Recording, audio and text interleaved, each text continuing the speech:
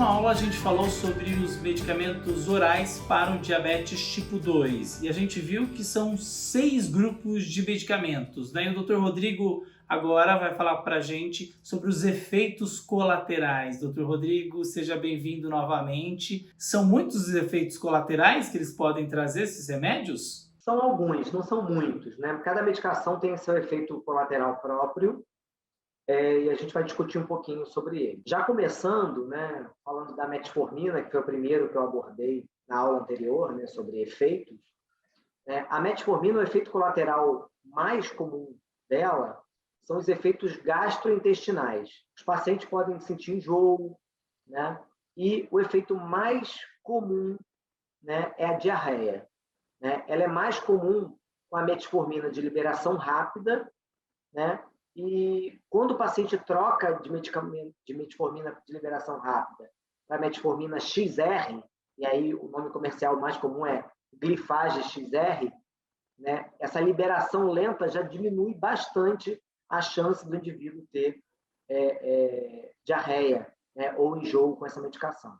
E o que a gente faz na prática, quando esse indivíduo não tolera, por exemplo, a dose máxima, é fazer a maior dose que ele tolere sem efeito colateral. Tá? É uma tática que a gente usa com frequência. Na metformina, o que pode acontecer são diarreias, esse tipo de situação. Isso. O enjoo e diarreia são os sintomas mais comuns, e por vezes os pacientes interrompem o tratamento por conta disso. Então é importante que sempre o paciente converse com o médico, né, para o médico ajustar a dose, ou se ele usa uma metformina de liberação rápida, que o médico possa trocar para uma metformina de liberação lenta, que essa diminui os efeitos colaterais. Tá, e depois a gente tem outros efeitos colaterais dos outros medicamentos, né? Isso. A segunda classe que eu falei são os inibidores da DPP-4. São medicações, em termos de efeito colateral, das mais seguras, vamos dizer assim, né? Elas não causam hipoglicemia, não causam nenhum desconforto gastrointestinal, elas são praticamente neutras de efeito colateral, vamos dizer assim. Eu acho que é a classe, talvez, que tenha menos efeitos colaterais. Mais segura. Isso. A outra classe, que são as sulfonilureias, que é aquela que eu falei que estimula o pâncreas a liberar insulina, o efeito colateral mais comum é a hipoglicemia pela própria ação da insulina, né, sendo liberada. Então, as pessoas usando as sulfonilureias, já falei o nome comercial no vídeo anterior, né, devem estar atentas à hipoglicemia. Isso porque quando ela libera essa insulina, acaba não tendo o controle da quantidade de insulina, né, doutor Rodrigo? A classe anterior que eu falei agora, os inibidores da DPP-4, eles também liberam insulina, mas eles liberam insulina de forma glicose dependente. Ou seja, se a glicose está alta, ele libera mais. Se a glicose está pouquinho alta, ele libera menos. Ele consegue ter um termostato, né, para liberação. É um glucostato, no caso. É uma forma mais inteligente de liberação de insulina. Exatamente. As sulfonilureias são mais antigas e não têm essa inteligência, vamos dizer assim. A outra classe que eu disse são os inibidores da SGLT2, que é aquela medicação que eu disse que elimina a glicose pela urina. Os efeitos colaterais mais comuns, primeiro, como eu estou eliminando mais glicose, eu acabo urinando mais. Então, aumenta o volume de urina. E como eu estou eliminando glicose pela urina, eu posso ter mais chance de infecção urinária e, especialmente, de infecção genital. Homens e mulheres que usam essa classe de medicação devem fazer higiene genital após urinar.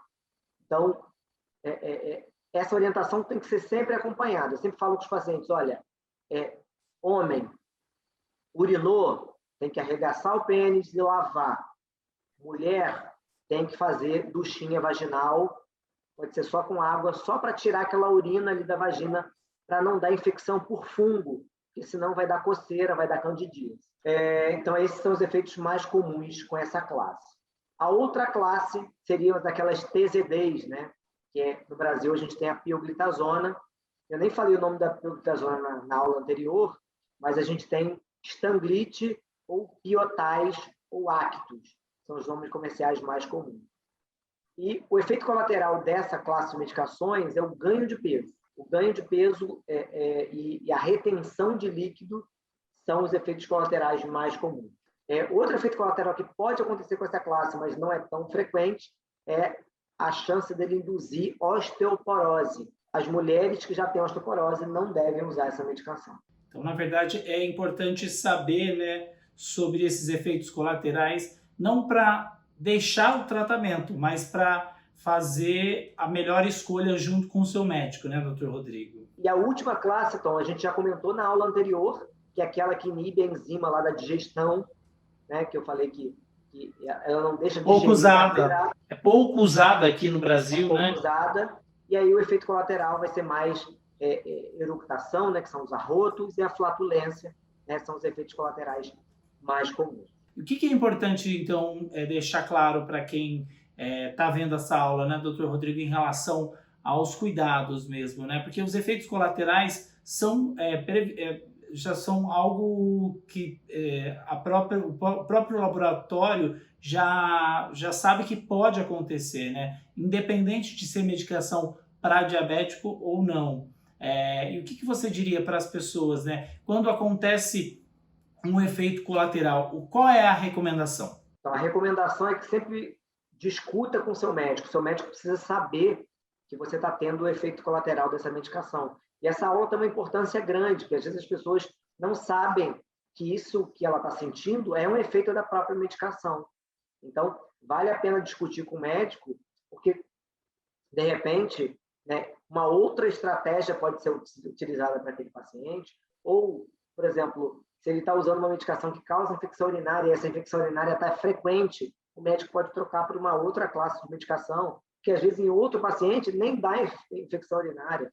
Então, ele consegue personalizar o tratamento de acordo com o perfil daquele paciente. Isso aí. Bom, a gente viu então sobre os efeitos colaterais, no caso das medicações orais para o tratamento do diabetes tipo 2.